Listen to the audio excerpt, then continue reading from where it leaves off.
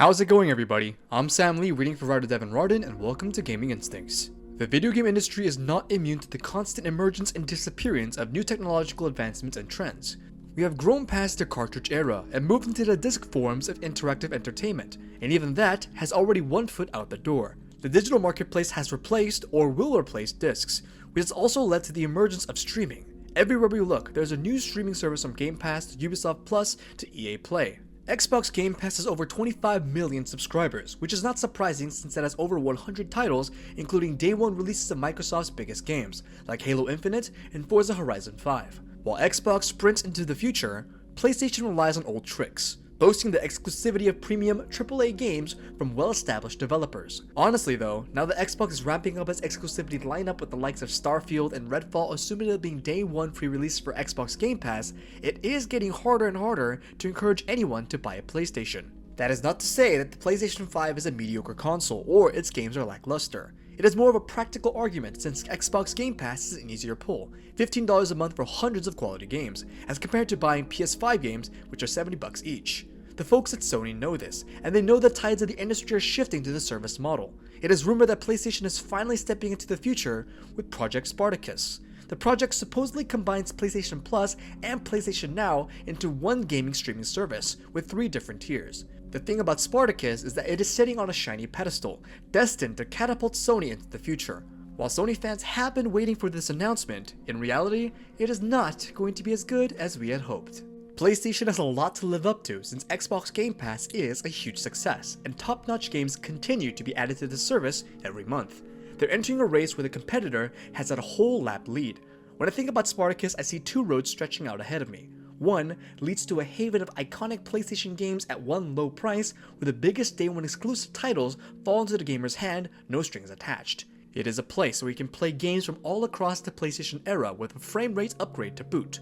The other road leads to bureaucracy, greediness, and overcomplicated guidelines. Here, there is a small library of outdated games for an overpriced monthly cost, with no backward compatibility or day one releases insight. I foresee PlayStation Spartacus leaning towards the latter, darker road, ultimately undermining its great potential. Spartacus is unlikely to be able to grasp what we imagine as the PlayStation Game Pass, a dream that is not unjustified. When I think of PlayStation games, I think iconic games. When I think of Spartacus, I think about all these iconic games in one place. Consider the years of award-winning projects that have come out of PlayStation Studios, both big and small. I immediately think about The Last of Us and Uncharted, which are both award-winning franchises and PlayStation staples. There are smaller titles like Journey, Concrete Genie, and Dreams that help diversify PlayStation's offerings with creative and beautiful implementation. There are long-gone franchises like Killzone and Resistance, and even older titles like Twisted Metal and Shadow of the Colossus. This is not even considering what is to come, like Horizon Forbidden West, Gran Turismo 7, God of War Ragnarok, and a slurry of unannounced projects from talented studios. The idea of providing all these games and more into one streaming service, well, that's the dream, isn't it? Consider having the full catalog of PlayStation titles available to you, and when a new game comes out, like God of War Ragnarok, you get it on day one as part of the service. Unfortunately, that is only the potential, not the reality of the situation.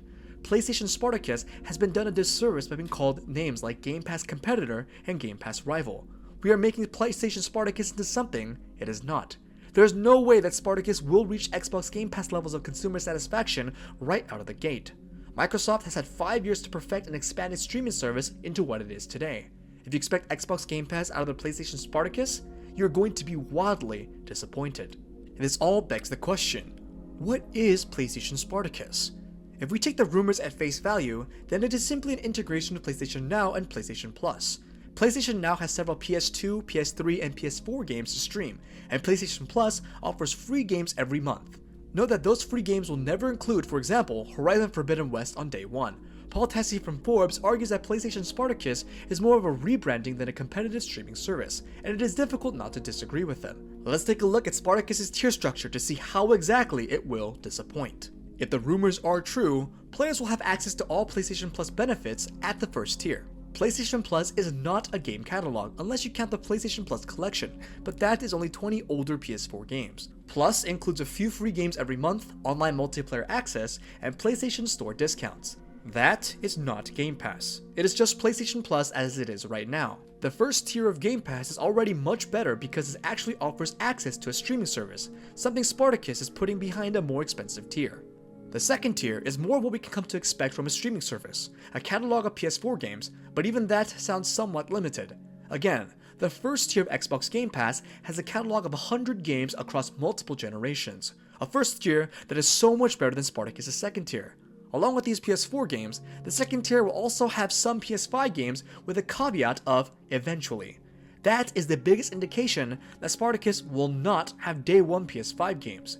Sony wants to keep that $70 price tag for God of War Ragnarok, and I can assume we'll wait 5 years before adding it to Spartacus via a free PlayStation Plus game. The last tier finally accomplishes what we think of as PlayStation Game Pass, if we squint a little bit. It brings PS2, PS3, and PSP games into the fold. I guess the Vita never existed. But it still fails on several fronts. These older titles probably won't get an FPS boost, there won't be multiple access points via PC and PS4, and the catalog will be limited, especially with the growing number of properties that Microsoft now owns. PlayStation will need to dive into the streaming service paradigm one day, and this current iteration of Spartacus is not the deep dive we are expecting. It is more like a small step in the right direction. Through trial and error, it may grow into something special. However, as of right now, Spartacus seems to be an amalgam of two existing services, rather than the alternatives to Game Pass we hope it will be. And this has been Gaming Instincts. The full article is linked in the description below, and if you want to check out other awesome articles, head over to our website, gaminginstincts.com. Make sure to subscribe to our newsletter and YouTube channel to stay up to date on all that gaming news. Thanks for watching, this has been Sam Lee, and until next time.